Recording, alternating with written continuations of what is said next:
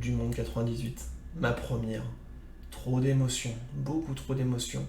Des géants qui ont défilé avant la Coupe du Monde lors de la cérémonie d'ouverture, aux chansons endiablées de Ricky Martin, d'Axel Red et Youssou N'Dour, au spectacle sur le terrain jusqu'au sacre des Bleus le 12 juillet 98. Cette Coupe du Monde aura laissé une trace éternelle et aujourd'hui on va se replonger un peu plus profond dans l'histoire.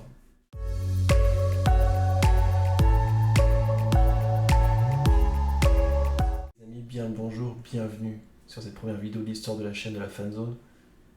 Je vous cache pas que je suis très content de la faire. Petit moment d'histoire pour moi, donc du coup aujourd'hui on va parler de la grande histoire. La grande histoire du sport, pas n'importe laquelle, on va parler de la Coupe du Monde 98. Peut-être que certains d'entre vous ne l'ont pas vécu parce que trop jeune. Pour ma part, c'est la première Coupe du Monde que j'ai suivie, donc elle a une saveur très particulière. Évidemment, par rapport au fait que ce soit la Coupe du Monde qui m'a fait aimer le foot, qu'elle se déroule en France, qu'il y a un engouement populaire, qu'il y a eu beaucoup de choses qui sont passées par rapport à tout ça. Donc aujourd'hui, le but du jeu va être très simple. On va pas revenir sur le parcours de l'équipe de France, ça ne sert à rien, tout le monde l'a déjà fait, tout le monde le connaît, notamment l'issue glorieuse. Le but du jeu aujourd'hui, ça va être très simple, ça va être de pouvoir refaire un petit tour dans le passé, remettre un petit peu 11 joueurs sur un piédestal. On va reparler, on va faire un petit 11 coup de cœur, un petit 11 carte Panini, un petit 11 qui sent bon les VHS et les matchs sur TF1. Je pense que ça peut vous intéresser, ça peut vous plaire, ça peut permettre de se souvenir de certains joueurs dont on avait carrément oublié l'existence, à peu de choses près. Du coup, je suis assez content, c'est un petit projet qui mûrit dans ma tête depuis très longtemps. Mais avant tout ça, on va se faire un petit focus déjà sur les équipes qui ont participé pour voir quel joueur on va mettre. C'est parti. Cette Coupe du Monde, c'est la première Coupe du Monde à 32 équipes, donc déjà c'est un pan de l'histoire assez particulier. Ça ouvre la perspective à quelques nouvelles nations de pouvoir s'adapter, de pouvoir intégrer le Gotha du football mondial. Et du coup, sur les 32 équipes, il y a 4 nouvelles équipes qui font leurs apparitions, dont 3 dans le dernier groupe, dans le groupe H, ce qui a permis un petit peu des confrontations inédites, évidemment. On a déjà l'Afrique du Sud qui va être dans le groupe C, le groupe de l'équipe de France, avec le match que l'on connaît, le premier match des Bleus, le 3-0 au stade Vélodrome, avec le but de Dugas avec la célébration avec les points. La célébration de Dugas, évidemment, qui a marqué l'histoire, qui a été le début d'une belle épopée. Et après, je crois de mémoire, c'est un doublé de Thierry Henry. Il y a peut-être un but qui a été accordé à Pierre Issa sur un CSC, je sais plus. Et donc, du coup, les 3 autres équipes, vous allez voir qu'il y a eu des fortunes diverses. On a le Japon qui était sur sa première édition, et notamment pour préparer la Coupe du Monde qui allait se dérouler en partie chez eux 4 ans plus tard. Donc c'était vraiment un projet de prépa pour la Coupe du Monde. On a eu aussi la Jamaïque, les Reggae Boys qui ont participé à leur première et seule édition pour le moment, en espérant les revoir, qui a mis une belle ambiance dans les tribunes. Et on a un pays qui a une culture foot incroyable, qui pour des raisons politiques évidentes n'avait jamais participé en tant que nation à la Coupe du Monde, c'est la Croatie. On sait que les Croates ont un patrimoine culturel foot incroyable, même sur d'autres sports comme le basket. Je pense notamment à la génération Toni Kukoc et Drazen Petrovic. En foot, on le sait, c'est un vivier de talent incroyable depuis toujours. Et du fait de l'explosion des blocs de l'Est, c'était leur première participation à la Coupe du Monde. Ils sortaient d'un Euro où ils avaient fait une demi-finale, où ils avaient perdu contre les Allemands. On le savait, c'était une question de temps avant qu'ils puissent disputer la Coupe du Monde. Et on le sait, ils vont faire un parcours incroyable où ils vont aller jusqu'en demi-finale, éliminés par la France avec un doublé de Lilian Thuram. Donc voilà, c'est des nouvelles équipes qui intègrent la Coupe du Monde. C'est une nouvelle vocation, c'est 32 équipes, c'est 8 groupes de 4 équipes. Et vous allez le voir, on a eu des surprises sur ce premier tour. Et vous allez voir l'influence que ça va avoir sur notre 11 finale. Le groupe A, c'est le groupe du Brésil. Tenant du titre, un génie pour les porter en la personne de Ronaldo. On attend un carton plein des Brésiliens qui ne va pas arriver puisque le Brésil va se faire surprendre sur le dernier match par les Norvégiens de Thor André Flo, entre autres. Et du coup, ça va porter un coup au moral des Brésiliens parce qu'ils vont causer une défaite. Et surtout, ça va crucifier les Marocains qui avaient mis un carton à l'Écosse sur le dernier match 3-0 et qui vont se faire sortir à 5 minutes de la fin parce que la Norvège va marquer à la 88e minute. Et ça va crucifier les pauvres Marocains qui étaient abattus, qui ont longtemps crié à l'injustice parce que le penalty à l'époque a été très controversé. On avait cru à une simulation de Thor André Flo, mais finalement il y avait bien faute sur lui, donc le penalty concédé a été très décrié, mais ça passe. Du coup, voilà un petit peu ce qui se passe dans le contexte. On va se retrouver avec un Brésilien et un Norvégien dans notre équipe. Dans le groupe B, ça va être le groupe de l'Italie, ça va être une domination assez facile des Italiens, ça va être l'éclosion de Christian Vieri, Et derrière, ça va être très serré entre les Autrichiens qui sont pareil un peu vieillissants mais qui arrivent à glaner un peu des points sur des matchs nuls. On a les Camerounais qui vont être un petit peu décevants. Et au final, c'est le Chili. Ça va être le Chili de Marcelo Salas et Ivan Zamorano, un duo d'attaque légendaire qui va aller faire sa marque, qui va aller chercher 3 points salvateurs, avec 3 matchs nuls d'ailleurs, sans être flamboyant, mais ça va passer. Et le Chili retrouvera le Brésil en huitième de finale, tandis qu'évidemment, vous l'aurez compris, la Norvège affrontera l'Italie. Voilà. Et pour le coup, ce sont 2 belles affiches. Le groupe C, ça va être le groupe de la France, carton plein, 9 points en 3 matchs 3 victoires, 3-0 contre l'Afrique du Sud, 4-0 contre l'Arabie Saoudite et une victoire 2-1 contre le Danemark en faisant un petit peu tourner, privé de Zizou en plus. Du coup, la France mène sa petite barque tranquillement, le Danemark va assurer une deuxième place sans forcer, et on retrouve ces 2 équipes-là au second tour. Mais par contre, le groupe D, ça va être une toute autre histoire, vous allez le voir. Alors, le groupe D, il faut se mouiller la nuque, c'est le groupe de la mort, 4 équipes, et impossible de faire des prédictions. On met un peu l'Espagne sur le haut du panier, puisque c'est une belle génération avec Raoul en jeune prodige. On a les Nigérians qui sont fraîchement, on va dire, champions olympiques 2 ans auparavant à Atlanta, avec une génération aussi dorée. Okocha, Emmanuel Mouniquet, Victor Ikpeba, Sunday Olichet. On a aussi Taribo West, Peter Bouffaï, une très belle génération. On a aussi en face des Bulgares qui sont vieillissants mais qui restent sur la dernière Coupe du Monde où ils ont fait quatrième. Ils sont très sérieux. Et on a des Paraguayens qu'on a un petit peu de mal à situer mais qui sont toujours accrocheurs dans la plus pure tradition des pays d'Amérique du Sud. C'est jamais évident de les affronter. Donc du coup, à ce petit jeu-là, très clairement, le Nigeria passe en premier, le Paraguay passe en deuxième, et l'Espagne et la Bulgarie passent à la trappe. Grosse surprise. Très, très grosse surprise à l'époque. Dans le groupe E, c'est un poil plus serré puisqu'il y a 3 équipes vraiment qui vont jouer la qualification. On a les Pays-Bas de Saint-Denis-Bergkamp qui vont finir premier du groupe. Mais derrière, ça va être serré entre le Mexique et la Belgique. Et c'est le Mexique qui va passer, emmené par un Luis Hernandez de Gala. Les Diables Rouges se font un petit peu surprendre. Et dans le dernier, on a la Corée du Sud qui va passer à côté de son mondial. Mais à l'instar des Japonais, ils vont être dans la prépa de leur Coupe du Monde dans 4 ans. Et on sait, dans 4 ans plus tard, ils seront bien plus redoutables, clairement. Dans le groupe F, il y a un favori qui se dégage, c'est l'Allemagne. En deuxième, on s'attendait à avoir une Yougoslavie un petit peu en retrait et les États-Unis et l'Iran qui devaient discuter la troisième place. C'est un petit peu ce qui va se passer, sauf que la Yougoslavie va être bien plus avancée que l'Allemagne, qui va être très longue à démarrer, un peu un vieux diesel. Et les 2 équipes vont finir à égalité. L'Allemagne finira devant la différence de but, mais plus serré qu'on ne le pensait. Et l'Allemagne pas très convaincante, loin de là. Le groupe G, c'est notamment celui de l'Angleterre, avec 2 outsiders derrière, la Roumanie et la Colombie. On a la Tunisie pour compléter le groupe, mais qui est clairement dans le rôle du petit pousset. Et on va le voir, la Colombie va être décevante. Ils vont finir troisième du groupe péniblement. Et c'est la Roumanie qui non seulement va se qualifier, mais va finir devant l'Angleterre en battant les Anglais. On se souvient des Roumains qui allaient tous se teindre les cheveux en blond peroxydés pour fêter la qualification. Voilà, les Roumains étaient assez bouillants sur ce mondial-là, même si ça va s'arrêter assez rapidement après. Dans le groupe H, le dernier groupe, on l'a dit tout à l'heure, il y a 3 petits nouveaux qui se retrouvent, la Croatie, le Japon, la Jamaïque, et l'Argentine qui fait figure de favori. L'Argentine ne va pas déroger, 5 buts passés à la Jamaïque, 9 points marqués. La Croatie derrière, pas en reste, qui va accrocher les Argentins, même s'ils vont craquer 1-0. Par contre, ils vont assurer derrière face au Japon et la Jamaïque. Et dans le duel des petits poussets, c'est la Jamaïque qui va s'imposer face aux Japonais qui vont devoir attendre 2002 pour aller chercher la première victoire. Maintenant que tout ça est calé, on va passer aux règles et aux 11 finales. Du coup, la règle va être très simple. Vous l'aurez compris, 16 équipes qualifiées, donc 16 joueurs, 11 titulaires, 5 remplaçants et un coach.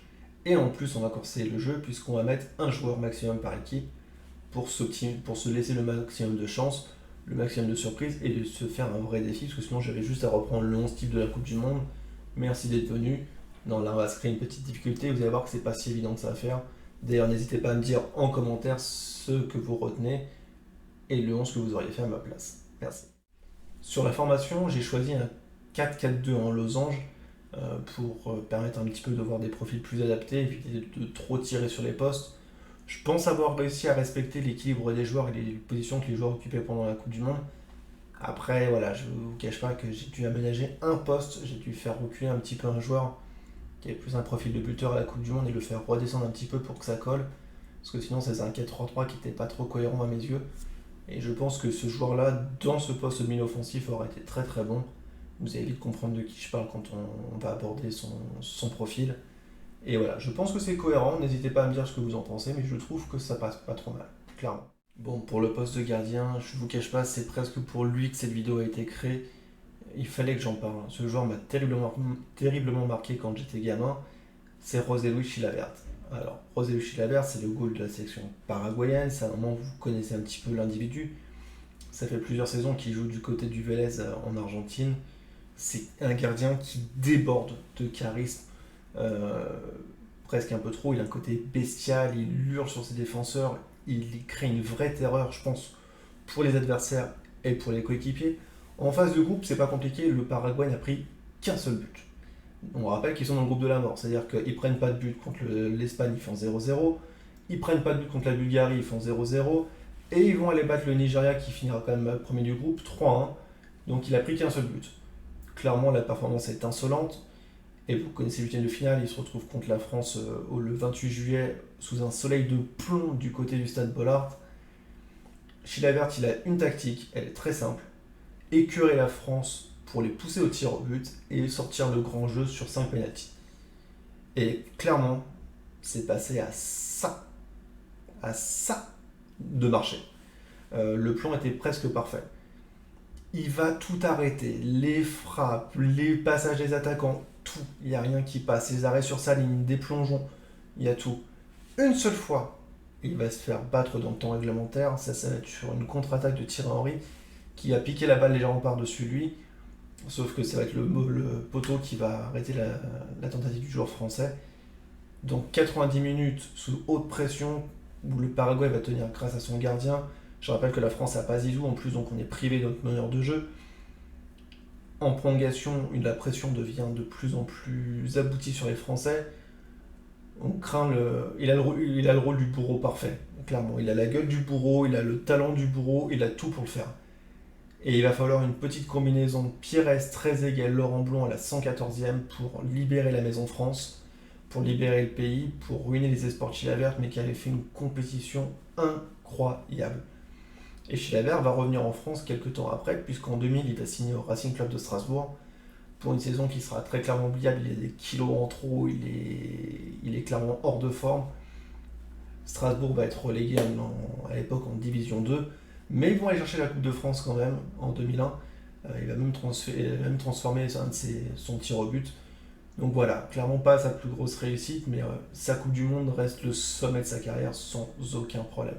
Maintenant que le gardien c'est fait, on va passer à la défense. Bon, maintenant que j'ai abordé le gardien, on va passer à la défense. Je rappelle que c'est une défense à 4. Je vais commencer par l'arrière droit. Un joueur que j'ai toujours respecté, sans être un très grand fan, mais qui a une carrière incroyable, c'est Javier Zanetti, le défenseur notamment de l'Inter, notamment quasi exclusivement de l'Inter, parce qu'il va passer 19 saisons dans le club lombard. Au moment de la Coupe du Monde, il est déjà bien installé sur son côté droit. Voilà, c'est pas mon joueur argentin qui va le plus rester, j'aurais plus pensé à Batistuta, mais les places devant sont très très chères et Javier Zanetti a marqué la Coupe du Monde puisqu'il va marquer notamment un but clé face à l'Angleterre en huitième de finale dans un match de légende, clairement. Sur une petite combinaison, je crois que ça va être Juan Sebastián Veron de mémoire. Je remettrai les images pour être sûr, mais ça va être un coup franc joué à deux assez rapidement aux abords de la surface. Zanetti va surprendre tout le monde et mettre une frappe croisée qui va crucifier David Seaman et les espoirs anglais, puisqu'après ça va être le tir au but avec la fin qu'on connaît, la victoire des Argentins. Donc très clairement, Javier Zanetti a bien marqué sa Coupe du Monde, et après évidemment pour la carrière qu'il a eue avec l'Inter, je suis clairement obligé de le mentionner, et en plus c'est un très très très grand joueur. Je vais changer un petit peu l'ordre, je vais pas faire la charnière centrale pour suivre une progression linéaire, je vais passer sur l'autre aile, parce qu'on va rester sur un joueur de l'Inter à l'époque, même si c'est moins flamboyant, même si c'est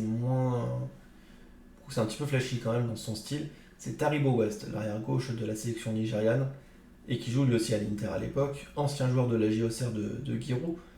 C'est un joueur, voilà, alors il n'a pas forcément marqué par ses performances, même si le Nigeria a fait une très belle compétition, mais c'est son style capillaire qui a terriblement marqué à l'époque. C'est ce fameux joueur que vous avez sûrement dû voir, où ils ont essayé de refaire les coupes de cheveux après dans Peu et tout, qui avait ces deux petites couettes, on va dire, enfin c'est pas vraiment des couettes, Je sais pas, je suis pas assez expert capillaire pour le dire, mais c'est couette verte, on va dire, euh, moi j'adorais le style.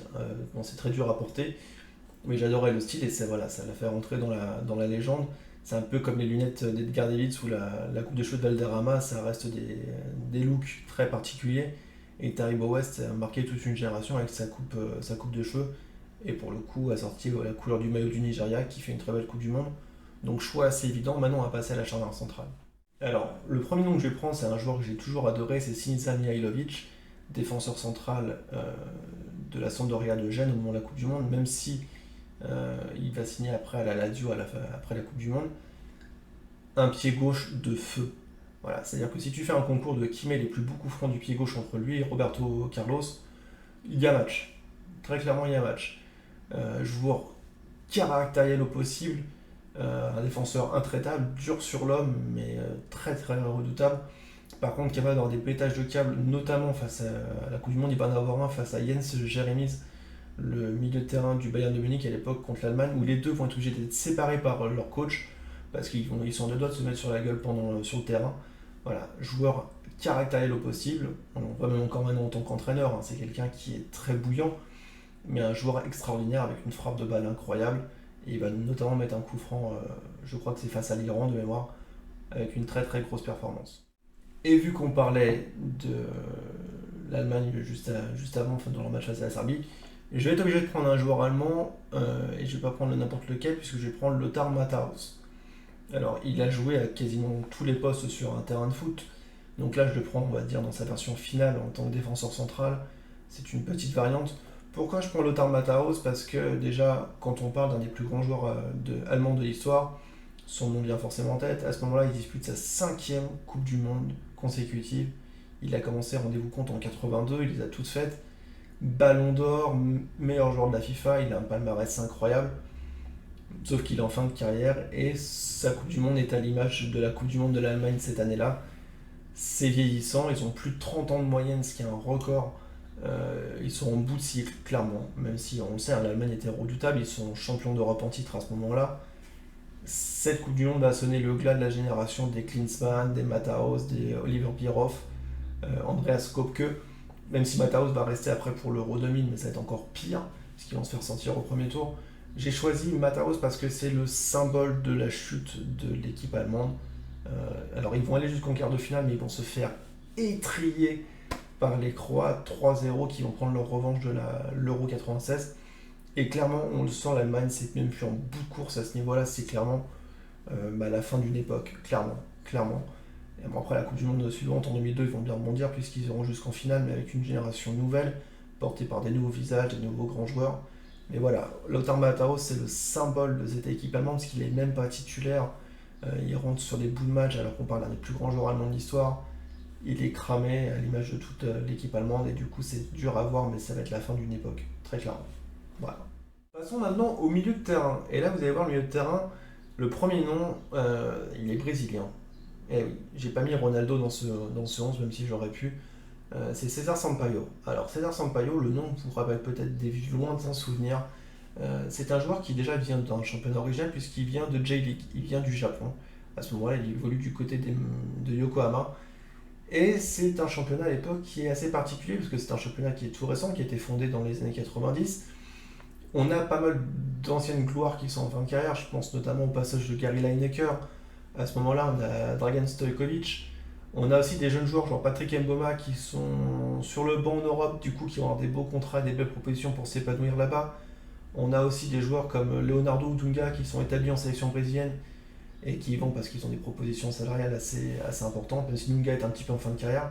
Du coup, tout ça mis bout à bout fait que le championnat japonais est un championnat un petit peu hybride. C'est un peu ce qu'on a retrouvé sur les championnats russes ou chinois plus récemment.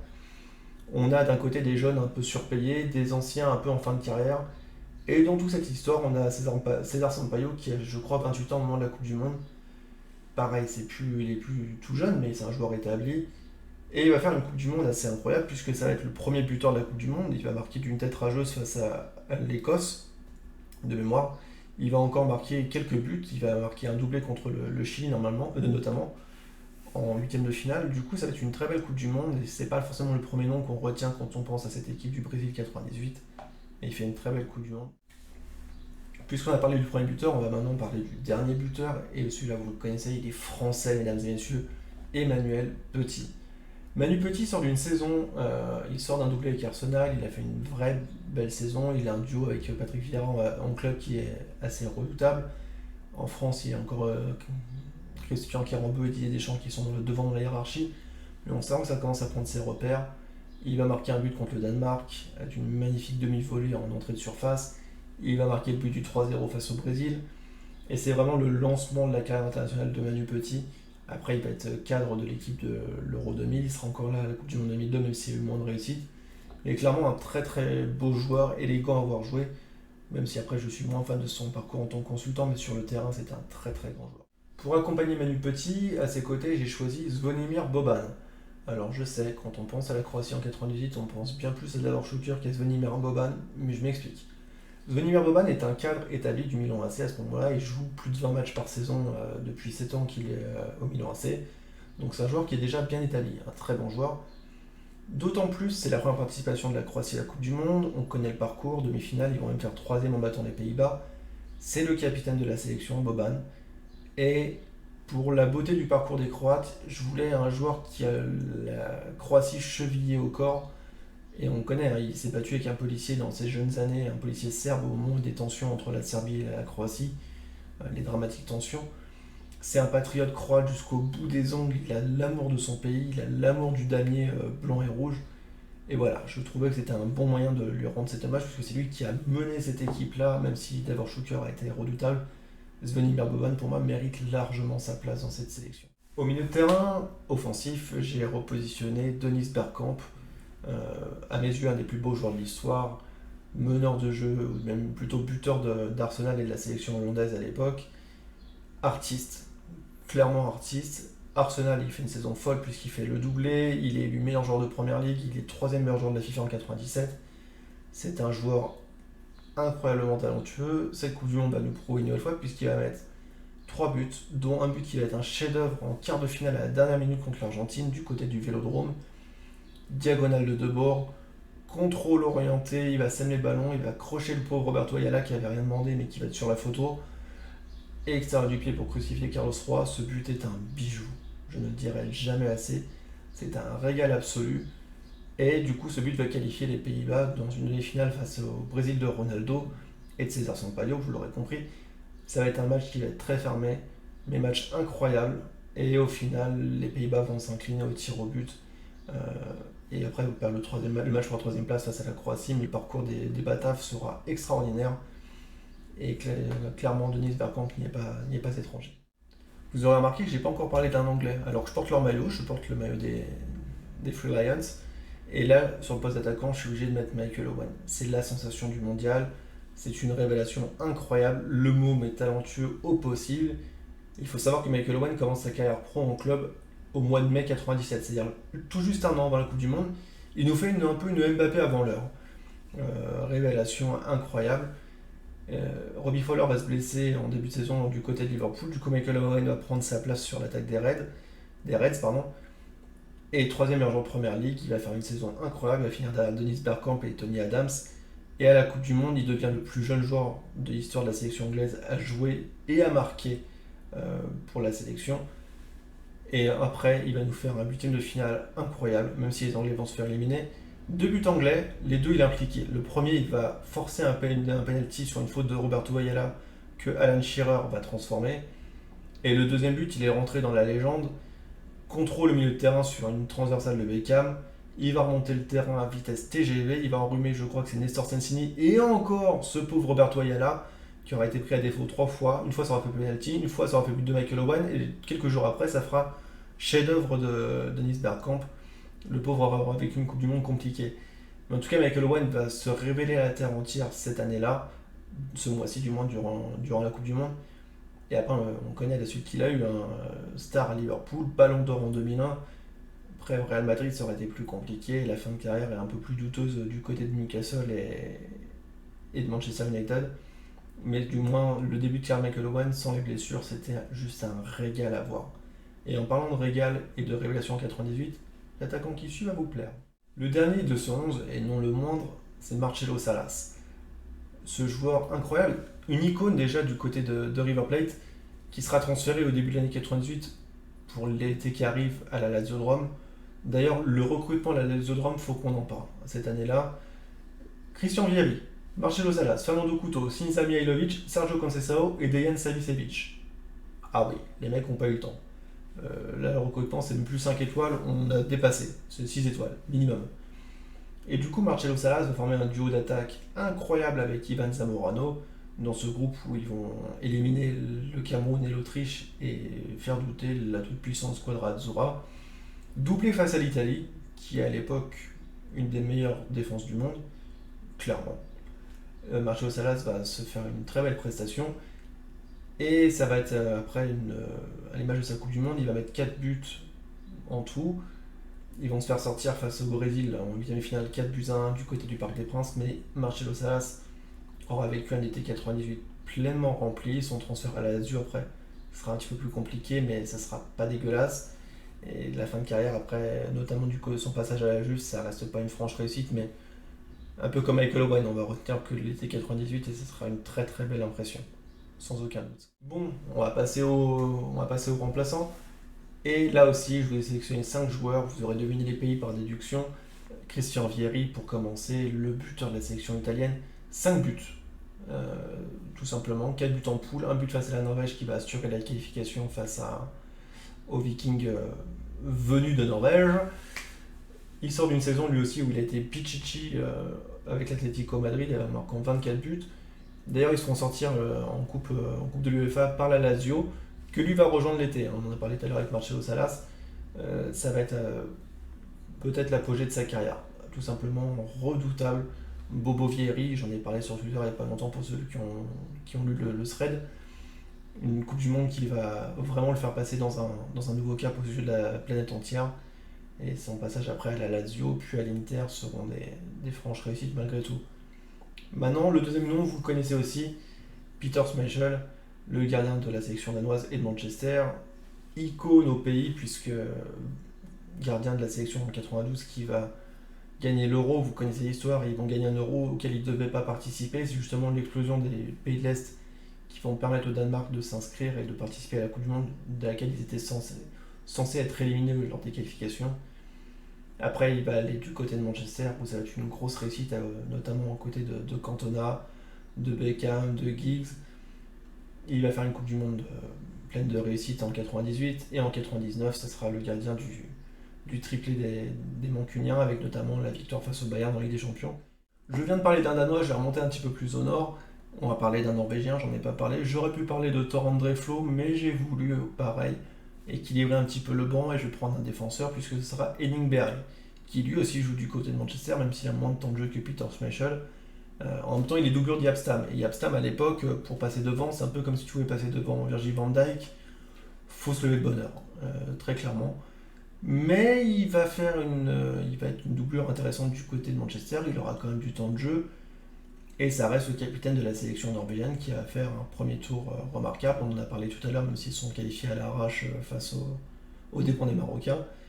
Et contre l'Italie, ils vont les accrocher, mais ils vont perdre 1-0 avec un but de Christian Vieri, on vient d'en parler. Mais la Norvège aura fait une très belle performance. On reverra Engberg après l'Euro 2000, et ça reste un joueur mythique de la sélection sans aucun problème. En parlant d'icône de la sélection, difficile de ne pas mentionner le joueur qui va arriver quand on parle de son pays. Je parle de la Roumanie et je parle de George Hagi. Même si maintenant on connaît son fils Yanis, le père Hagi est le plus grand joueur de l'histoire de la sélection roumaine. Je pense que ça ne fait pas vraiment de débat. C'est un joueur caractériel, c'est un joueur qui n'a pas eu toujours la carrière en club qu'il méritait, des passages un peu compliqués en Espagne. Un surnom mythique, le Maradona des Carpates, dur de faire plus classe. Et au moment de la Coupe du Monde, il évolue du côté de Galatasaray en Turquie, où il finira d'ailleurs sa carrière.